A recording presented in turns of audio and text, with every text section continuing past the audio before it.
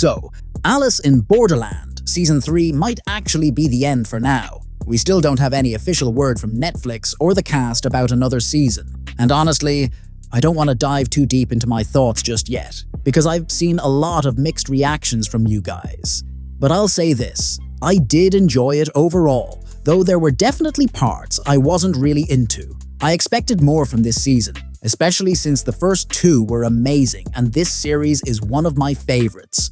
Don't get me wrong, there were some great moments that gave me chills throughout the 6 episodes, but at the end of the day, it just wasn't everything I hoped for. Anyway, I'm here today to talk about whether we might actually get a Season 4 or not, and if we do, what the story could be. So, Season 3 was mainly adapted from Alice in Borderland, Retry, which is a sequel manga to the original, but obviously, just 2 volumes wouldn't have been enough for a full season. That's why some of the games we saw, like the train game and the Arrow Fire game, were actually from the original manga and should have shown up in the first 2 seasons. On top of that, the show also mixed in its own original storyline. Now, while Arisu and Usagi's journey feels pretty wrapped up at the end of Season 3, that dark little twist at the end definitely hints at the possibility of a Season 4. If you've read the manga, you probably know that Season 2 could have ended perfectly already, since technically they were supposed to meet the gatekeeper before choosing whether to leave Borderland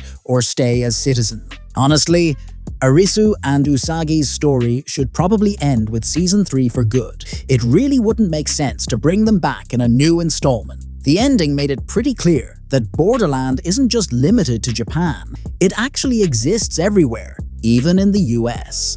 And not just that, Borderland is basically tied to anyone in the world the moment their heart stops. Whether it's an accident or something else, they're thrown into this game of survival between life and death. But to be real with you, I'm not super excited about the idea of an American version of Alice in Borderland. I was so attached to the original cast, and with most of them missing in Season 3, I already felt that gap. Director Shinsuke Sato actually made it clear that the Joker game was meant to be the last one in the series, which kind of suggests he didn't plan to take the story beyond Season 3. But then, right before the credits roll, Japan gets hit with a series of earthquakes, and you see Arisu starting to wonder what's coming next.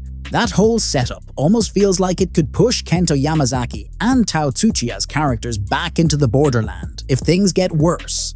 We also saw some of the old cast from Seasons 1 and 2 show up again in the ending. Their arcs felt pretty complete, but if there was ever a direct continuation, that could be the perfect excuse to bring them back too. Since Season 3's final scene takes place in the US and zooms in on a name tag worn by an American waitress named Alice, it really feels like any potential follow-up might go the spin-off route with a brand new cast of characters.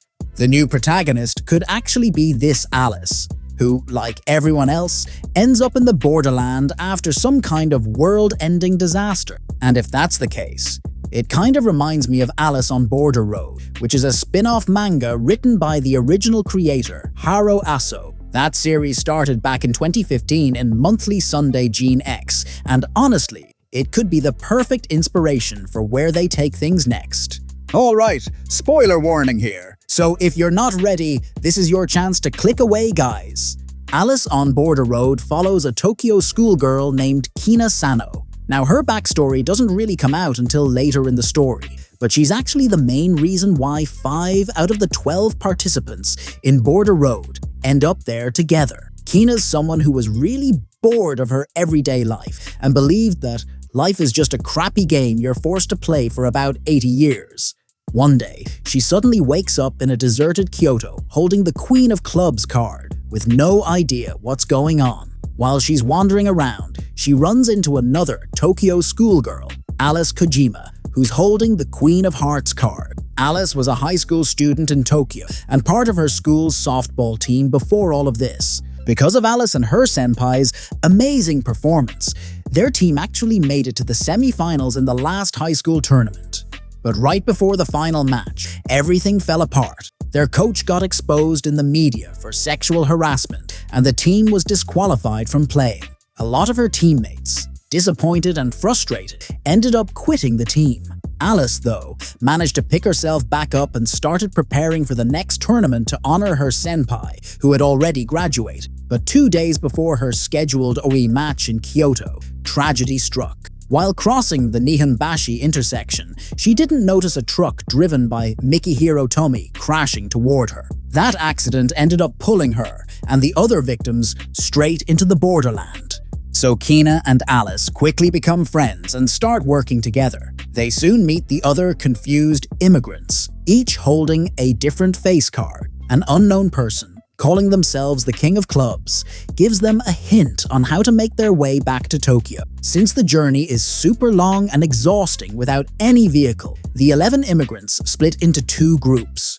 One group sets off on the trip, while the other stays behind in Kyoto. But the night before they leave, the holder of the Jack of Diamonds, who refuses to go to Tokyo, is shot and killed. And it's not just about the 2 girls. Lots of other supporting characters enter the Borderland too, each with their own card. With the original touch from the writer, a potential Season 4 could easily tell a brand new story with new characters, which I totally support. I'd love another Japanese version of Alice in Borderland, maybe even bringing in a few of the old characters to connect the stories. That would be so cool. Just imagine Arisu, Uzagi, or some of the old cast popping in and affecting their experience. It's like a dream Season 4. What do you guys think? Would you rather see a new story with new characters, or do you have some other ideas? And for Season 3, was it good enough for you, or do you wish it went further? Drop your thoughts in the comments below. Don't forget to subscribe for more. And thanks so much for watching. Stay tuned for more Alice in Borderland videos.